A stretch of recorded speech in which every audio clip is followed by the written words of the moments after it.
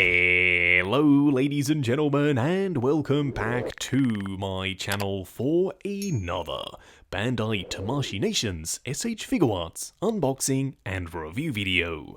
Now today we are going to be taking a look at none other than Zarbon, based off his appearance in Dragon Ball Z.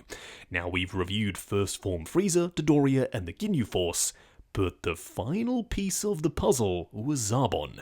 So you can bet I'm pretty darn excited that this guy is finally here. Now I got mine from toyswonderland.com. Link for that is in the description below. They have 12-month installment plans and a points-based reward system. While you're down there, why not hit that subscribe and bell notification icon, plus the join button for more info on Justin's collection plus the channel memberships. What we are going to do now though is get the box laying flat in the light box and do the unboxing. Here of course we have the box art, and it is done in the traditional S.H.Figuarts Dragon Ball style.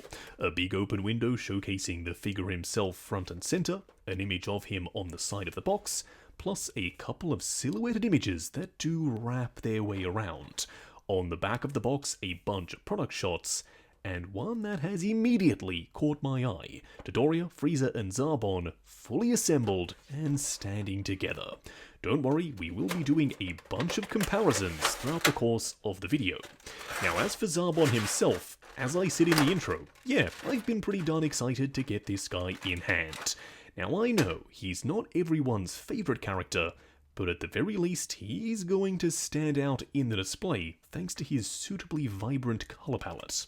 What we are going to do now though is get all of his accessories laid out in the light box and take a closer look at everything he comes with. Here we have all the parts and pieces.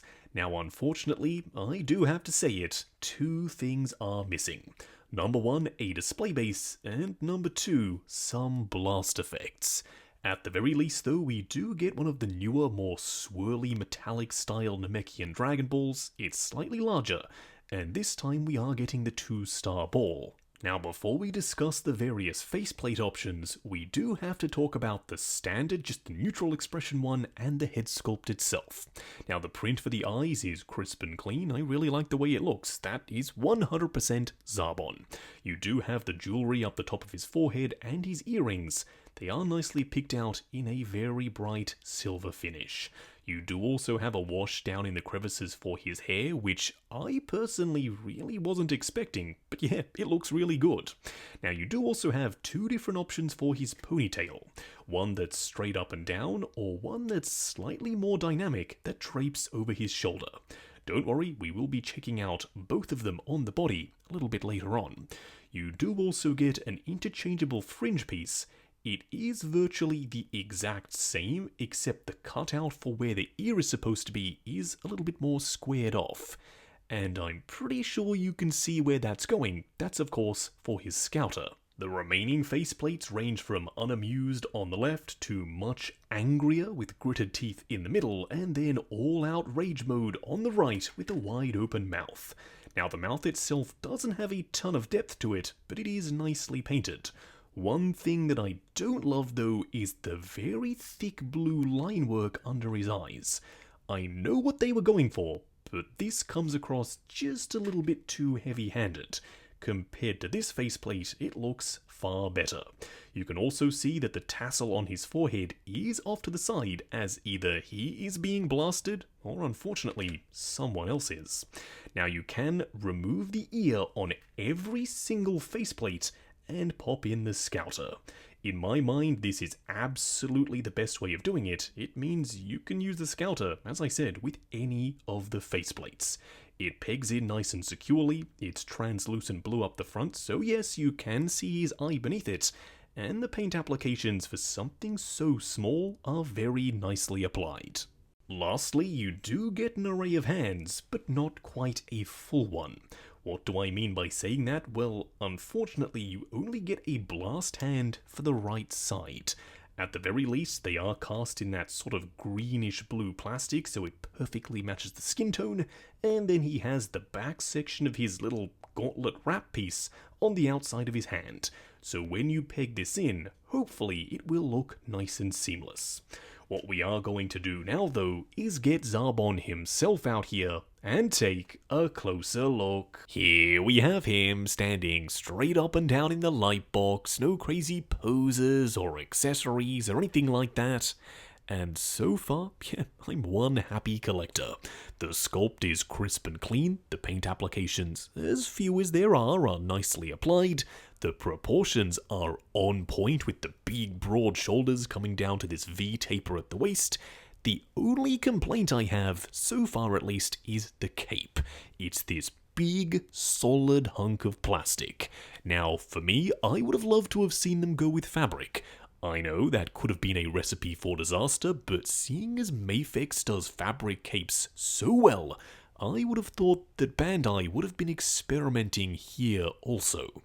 What we are going to do now, though, is take him off the rotating turntable, punch in, and take a closer look at the details. Here we have him up close and personal. Now in just a second, we will be trying out the alternate ponytail, popping on the scouter, and then changing the faceplate. But before we do that, we have to discuss this one. It is on a ball joint, meaning you can move it around. The shoulder pads are fully articulated, but on this side, that join is now almost completely hidden. Whereas on the other, yeah, it's far more visible. Now, around the back, he does have a cape that is fully sculpted in plastic. At the very least, the sculpt is interesting enough with a bunch of wrinkles and folds, and it does curve around at the front. Now, it is heavy, but it's not overly so he still should be able to stand in the display. It is on a hinge, which means you can move it forward and back, but unfortunately it doesn't go side to side. Now, around the front, he has got a very classic superhero-looking physique. Nice and broad at the shoulders, and it comes down to a V taper for the waist. The Saiyan armor is slightly glossy, but everything else is covered in a very nice matte finish. He does have a little bit of lavender for these arm gauntlet bracer pieces, and then a nice deep navy blue for his leg warmers and his trunks. You do also have a ton of sculpted in musculature, and then of course down below for his ankles, you can see the bottom of his leg warmers plus his shoes, which kind of remind me of Piccolo's, without of course all of that sculpted in detail. Now, if you are wondering what he looks like with the scouter and the other ponytail on, here we have it, and yes, I love that scouter. In my collection, scouters are a must. Do let me know what you think of scouters though, down in the comments below. Now around the back he does have the straight up and down ponytail that is nicely molded to the shape, the curvature of his Saiyan armor. It is on a ball joint just like the other one was, but this one is still my preference, because the straight up and down one is simply just not visible. At the end of the day though, it is all down to personal preference. Now for a quick side-by-side comparison, here we have Zarbon, Dodoria, and First Form Frieza standing together. And oh yes, these three look awesome as an ensemble. Now, I do like that there are various heights and scales at play. Zarbon is the tallest, followed by Dodoria, who is by far the widest. Then we have Lord Frieza, who is much smaller. Now, if you do put him in his hoverpod, he will be elevated just a bit. I also like that their looks are all nicely tied together. They're not wearing the exact same Saiyan armor, but it's in the same family. Zarbon with the white armor, then Dodoria with the blue, and Frieza with the purple. They are all subtly different, but you can tell they're all still on the same team. Next up, here we have the Saiyan Raised on Earth version of Goku. And as you can see, he's a little bit shorter than Zarbon, but I have a feeling that is accurate.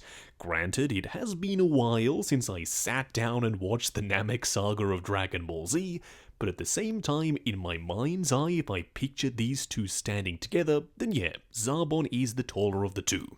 If you've watched Dragon Ball Z more recently than I have, and you know if this is accurate or not, let me know down below. Just going over articulation. Now bear in mind this is my personal copy of the figure, so I'm going to be a little bit more careful. I'm sure when you get yours in hand, you can push the joints slightly further than I am willing to go. Now starting off with the head sculpt, it is on a ball joint, and there is another ball joint at the base of the neck. Looking forward and back, swivel and then pivot side to side. The arms will go up to there, and yes, the shoulder pad is on a hinge, so it'll move out of the way.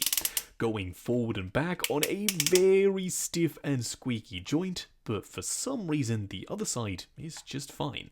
Butterfly joint that goes forward and back as well as up and down. Swivel at the bicep, double bend at the elbow, and then a supersized Figuarts style wrist peg. Crunching forward and back at the torso, swivel and pivot side to side. The legs will go forward to there. They will go out to there, swivel at the upper thigh, which is nicely integrated into his leg warmers.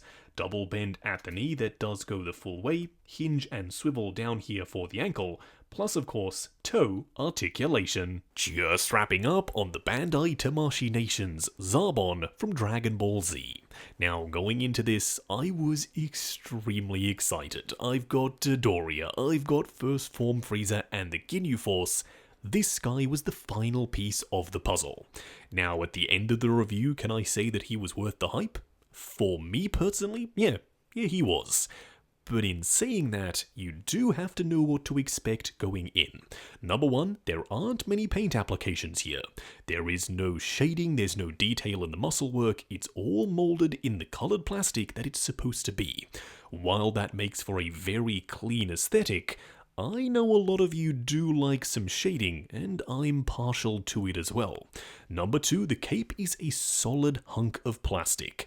That means it can get in the way of posing. It's rather heavy and it can pull him down, plus it does like to fall off a lot. Now, I would have loved to have seen a fabric cape, but at the same time, this is sturdy enough to prop him up like a tripod in certain dynamic poses. So if you do know how to work with it, it can work to your advantage. That being said, I still think this is a fantastic release. The proportions, the musculature, and all of the faceplates, yeah, they are bang on.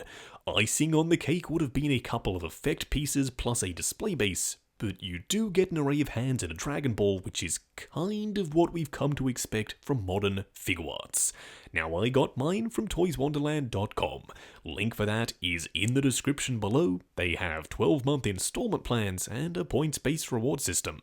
While you're down there, why not hit that subscribe and bell notification icon, plus the join button for more info on Justin's Collection plus the YouTube channel memberships. If you like the sound of seeing your name in the end credits of my reviews, like, comment, and subscribe, and we'll catch you in the next video.